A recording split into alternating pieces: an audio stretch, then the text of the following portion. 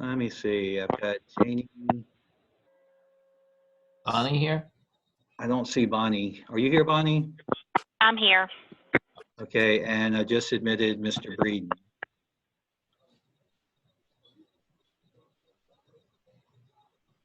All right, it's about 7 o'clock. So I will go ahead and call the King William County Planning Committee meeting of Tuesday, May 5th to order. Ms. Cole, would you call the roll, please? Mr. Breeden? Mr. Breeden? Oh, he's muted. He's muted. I'll fix that. He's not muted now.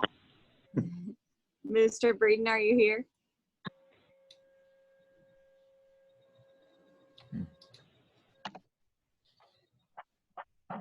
Mr. Breeden, are you here? His number disappeared. Oh, there He's he is. Are you here? Mr. Breeden, are you here?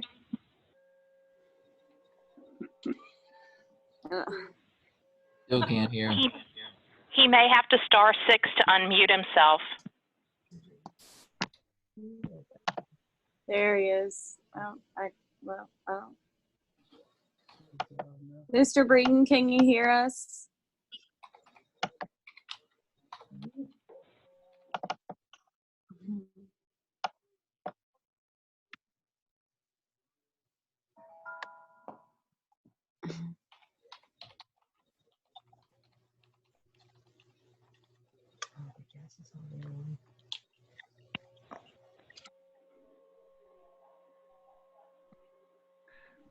Mr. Breeden, are you there?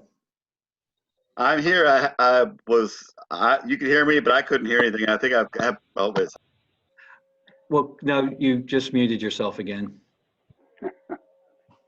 Anyway, I can hear you. Okay. All right. We're taking roll call, Mr. Breeden. So I have you down. Thank you. Ms. Height, Here. Mr. Greenwood, Here. Ms. Rhodes, Here. and Chairman Wagner. Here. Thank you. All right. Well, thank you, Ms. Cole, all present. Hope everyone is doing well. I hope we can struggle through this. Next item on the agenda is the review and adoption of the meeting agenda. Anyone have any questions or comments on the agenda? Mr. Chairman, I'd like to make a motion to make a change to the agenda and move the item number 7 to item number 9, the new business presentation. Other than that, I'd like to make a motion to approve the agenda as presented. Second.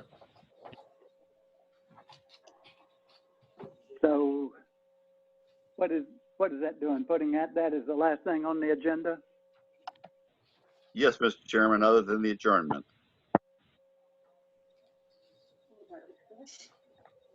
Let's see. Okay, we have a motion. The motion has been seconded. Any questions, any comments?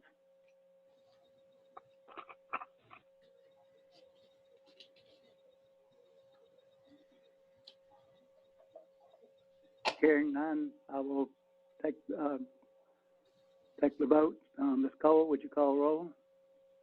Mr. Breeden, Aye. Ms. Height, Aye. Mr. Greenwood, Aye. Ms. Rhodes. Aye. And Chairman Wagner. Aye. All right. The next item on the agenda is a public comment period. Mr. Etter. Mr. Wagner, you skipped the minutes. Oh, I'm sorry. Thank you. You're welcome. Anybody got any questions or comments on the minutes?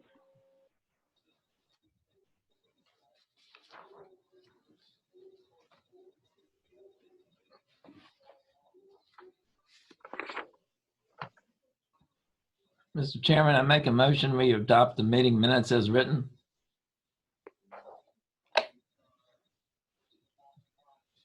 I'll second that motion.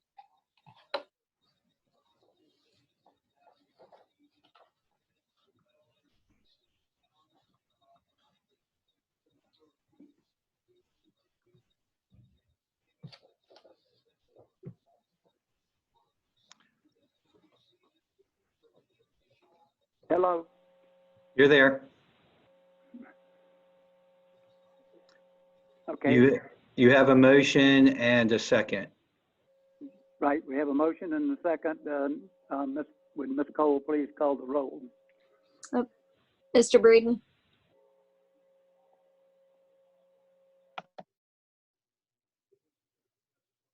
He's muted. Mr. Breeden, we're doing roll call for that vote. I thought I unmuted, but I said aye. Okay. Ms. Height, Thank you. Aye. Mr. Greenwood, Aye. Ms. Rhodes, Aye. and Chairman Wagner. Aye. Great. Now, the next item on the agenda will be the public comment period. Mr. Ritter, do we have anyone that has asked to make a comment? No one is asked to make a comment unrelated to the conditional use permit on the agenda tonight.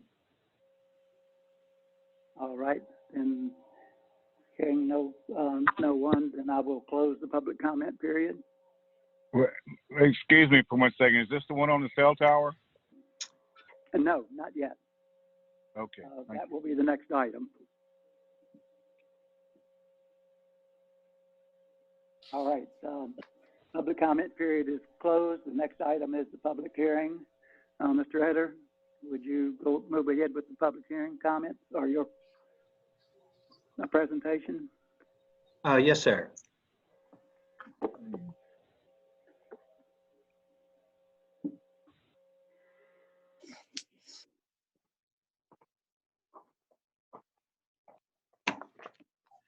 For y'all's consideration tonight, we have a request for conditional use permit 01-20.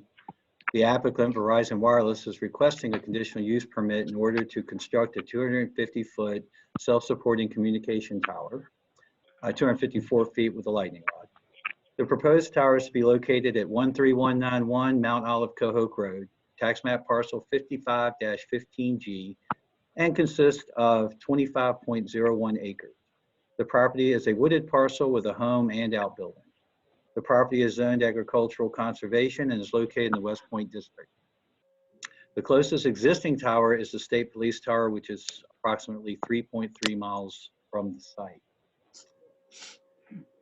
On November 24th, 2014, the Board of Supervisors adopted ordinance number 14-07, which added Article 19, telecommunication towers, to the zoning ordinance. This set in place additional processes and development standards for telecommunication tower development. A copy of this article is attached to this report. It's in your packet. The application is in compliance with all the requirements of this section. Legal ads are run in the Tidewater Review on April 22nd and 29th for the Planning Commission. Public hearing. Notices to adjacent property owners were mailed on April 23rd, 2020. Staff posted a sign in front of the property indicating there is a pending zoning action and provided contact information. The applicant mailed notices of the balloon test and community meeting to adjacent property owners and placed the notice in the Tidewater Review. The applicant conducted a balloon test to simulate the tower's height on March 10th, 2020. A representative was available on site during the balloon test to answer questions. The applicant held a community meeting on March 16th, 2020 at 6:30 p.m. at the VFW Post 8356 to present their proposal and receive feedback. Only one member of the public attended. Let's see. As far as public input, I would like to read into the record The gentleman who attended the community meeting, Mr. Doug Erbaugh, came by the office this afternoon or this evening to attend this meeting, but as y'all well know, we had to do it by Zoom. So I took his comments in the parking lot. Mr. Erbaugh lives at 13088 Mount Olive, Cohoke Road, right next to where the proposed cell tower is going. He wanted to show his strong support for the construction of this cell tower. He works night shifts at Chesapeake or at the paper mill. He's on call, and as he said, as it is, he's got to run around in the front yard to get a good signal. So he wanted to just make sure that the Planning Commission was aware of how much he would like the cell tower to be built. Another member of the community, Miss Grace Kelly, who lives at 13034 Mount Olive, Cohoke. She called into the office and said she was very much for the construction of the cell tower. Staff met with one adjacent property owner who had concerns about potential radio frequency interference with his equipment, but wasn't too concerned about visibility from their property during the balloon test, and he may be on here. Are you here, sir? Yes, I am. Could you state your name and your address, please? All right. My name is Mac McFerrin. I'm at 28704 King William Road, and I am the property owner that attended the balloon test, and due to medical issues with my wife, I was unable to make the VFW meeting. But the tower is exactly 275 feet in my backyard. I'm probably the closest property owner to the tower.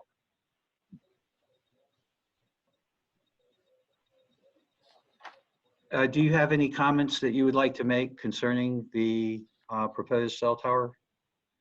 Well, yes, I do. And I understand your read comments from the people that are in favor of the tower. I have spent close to $800 in technical equipment to actually get a better signal, and we do use Verizon, and it improved my service from the closest tower probably by 65%. The biggest problem I have is that, as you were saying, is it impeding upon I use antenna TV, and infringing upon the frequencies that I use and able to pick up, and the tower is in within 10 degrees of the towers that I pull out of Richmond, and I've spent considerable amount of money on this system. The biggest concern I have is it being directly in my backyard. I live in the country for the tranquility, and I'm getting at the age where maybe a few years down the road, I would probably like to be selling my property, and it's just an unsightly, the tripod type that they're presenting to us to build back there. It's just a very unsightly thing to have in your backyard, especially when you're living in the country. Historically, these towers are built, unless you're in an urban or in a city area, they're in the country, they're built usually away from residents or neighborhoods, so it doesn't infringe upon the tranquility of the area. So those are my three biggest concerns. One is defacing the value of my property, seeing it is exactly in my backyard, and the other two, as I said, was messing with the frequencies, the VHF frequencies and stuff with the communications equipment I've already installed in my residence.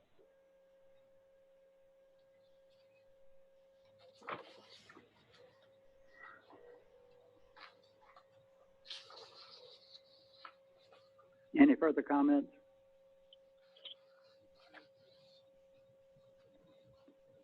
If not, Mr. Eder, do you have anyone else?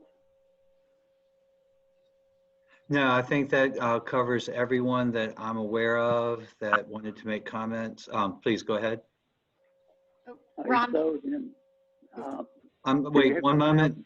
Wait Yes. one moment, Mr. Chairman yes. Wagner. I don't see names on all these phone numbers, but 1-757-603-35685 comments? No, Ron, this is Lisa Murphy. Can you hear me? Yes. Would it be appropriate for me to make comments on behalf of the applicant at this point? If you, Chairman Wagner, would you permit that now, or do you want to wait for questions and answers from the board or commission? Do you want to, well, we can close the public hearing, but then do you want to go ahead and let Lisa Murphy speak now once the hearing is closed? Yes, sir. Lisa, do you mind waiting, please? No, that's fine. Let's see. Is there anyone else who wants to make a public comment? If so, yes, ma'am. I don't know which.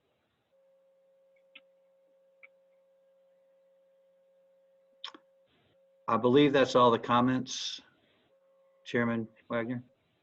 All right, if that's all the comments, we will close the public hearing. Do you want to go ahead and call on Lisa Murphy and their staff for any comments they have before the Planning Commission asks questions? Yeah, if you would, Ms. Murphy, just answer, say what you want to do, and then I want to go into the recommendations from staff. Okay, thank you. Thank you, Ron. Can everybody hear me all right? Yes. This is an unusual circumstance for us. This is the first one of these that we've done so far. Ron did a great job. Ron and Sherry really have spent a lot of time working with us on this, which is why I think we've got a great packet of information in front of you. I can tell you the reason that folks are experiencing dropped calls or inability to make calls is the closest tower that Verizon is currently located on is approximately 4.5 miles to the northwest, across King William Road from the county landfill. Then if you look to the northeast, about 5.2 miles away, you've got a tower on the map that you were provided labeled Verizon King and Queen Courthouse. And then the next closest tower is about 4 miles away to the southeast, and that's labeled Verizon Lumberyard. As the staff report indicates, the closest existing tower is about 3.3 miles away, and that's the State Police Tower, which is number one, not available for co-location, but it's also just 0.7 of a mile away from an existing site. So really, to be able to fill this gap or this hole, we need a site that's tall enough to connect with those existing towers, and it's got to cover a hole between 5 and 4.5 miles around. So this is really the ideal location. I know in talking with some of the commissioners and with staff that there was a prior tower a few years ago that had been approved in the general vicinity. This that I think lapsed or expired and was never built. This particular property is appealing because it's 25 acres. It's predominantly wooded, although you do have a home and a shed in the back of the property. It's over 400 feet off of Mount Olive Cohoque Road, which is what we like to try to do to place the towers as far into the property as we can. The property owner that spoke, if you look at the zoning drawings for this site that should be in your application packet, that residence is about 510 feet away. You also have in your packet the photo sims. So you have there were three locations when the balloon was floated where it could be seen. And those are the photo sims that you have in the materials that were provided. So there's a photo sim from the actual owners of the property from their home. You can see the top of the tower. Then to the north,